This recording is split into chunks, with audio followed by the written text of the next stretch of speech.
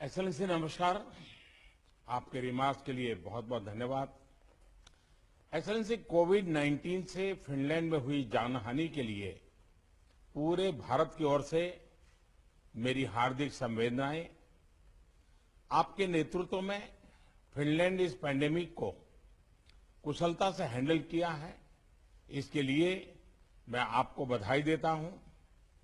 Excellency, इस pandemic के दौरान भारत ने अपने डोमेस्टिक संघर्ष के साथ साथ विश्व की जरूरतों का भी ध्यान रखा है। पिछले साल हमने 150 से अधिक देशों को दवाइयां और अन्य आवश्यक सामग्री भेजे थे और हाल में हमने लगभग 70 देशों को भारत में बनी वैक्सीन की 58 मिलियन से अधिक डोजेज पहुंची है। मैं आपको आश्वासन देना चाहता हूं कि हम अपनी क्षमता के अनुसार पूरी मानवता को आगे भी सपोर्ट करते रहेंगे। एक्सेलेंसी, फिनलैंड और भारत दोनों ही एक रूल्स बेस्ड, पारदर्शी, मानवतावादी और लोकतांत्रिक वैश्विक व्यवस्था में विश्वास रखते हैं। Technology, innovation, clean energy, environment, education ऐसे क्षेत्रों में हमारे बीच मजबूत सहयोग है। पोस्ट कोविड काल में वैश्विक आर्थिक रिकवरी के लिए भी सभी सेक्टर्स बहुत महत्वपूर्ण होंगे। क्लीन एनर्जी के क्षेत्र में फिनलैंड ग्लोबल लीडर है और भारत का एक महत्वपूर्ण पार्टनर भी है। और आपने जब क्लाइमेट की चिंता की तो मैं कभी कभी हमारे मित्रों को मजाक में बताता हूं कि हमने प्रकृति के साथ इतना अन्याय किया है और प्रकृति इतनी गुस्से में है कि आज हम सभी मानव जात को हमको मुंह दिखाने लायक रखा नहीं है और इसलिए हम सबको मुंह पे मास्क बांध करके अपना मुंह छुपा करके घूमना पड़ रहा है, क्योंकि हमने प्रकृति के साथ इतना अन्याय किया।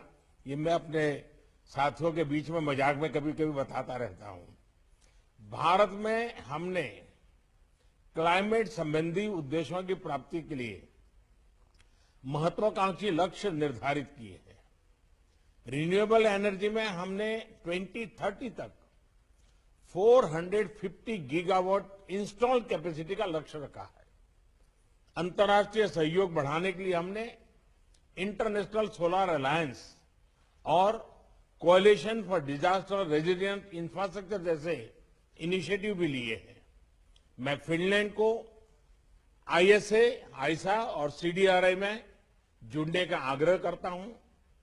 फिनलैंड की क्षमता और विशेषज्ञता में इन अंतर्राष्ट्रीय संस्थाओं को आपकी जो महारत है इसका लाभ मिलेगा।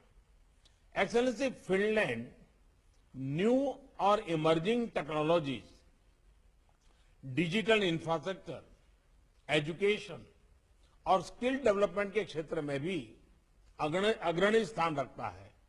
इन सभी क्षेत्रों में हमारे बीच सहयोग की संभावनाएं हैं।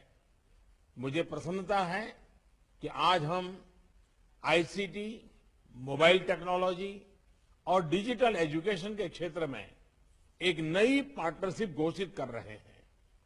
हमारे शिक्षा मंत्रालय भी एक हाई लेवल डायलॉग आरंभ कर रहे हैं। मुझे आशा है कि आज की हमारी समिट से भारत फिनलैंड संबंधों के विकास में और गति आएगी। एक्सेलेंसी, आज ये हमारी पहली मुलाकात है। अच्छा होगा अगर हम रूबरू मिल पाते, लेकिन पिछले एक साल में हम सभी को टेक्नोलॉजी की मदद से मिलने की आदत बनती जा रही है। लेकिन मुझे प्रसन्नता है कि हमें शीघ्र ही पोर्तुगल में इंडिया ईयू समिट और डेनमार्क में इंडिया नॉर्डिक समिट के दौरान मिलने का मौका मिलेगा। मैं आपको भारत की यात्रा करने का भी निमंत्रण देता हूं। जब भी सुविधा हो आप अवश्य भारत आएं। मैं प्रारंभिक बात को यहीं पर समाप्त करता हूं और फिर अगले सत्र में हम आगे की बात करेंगे। बहुत बहुत धन्यवाद।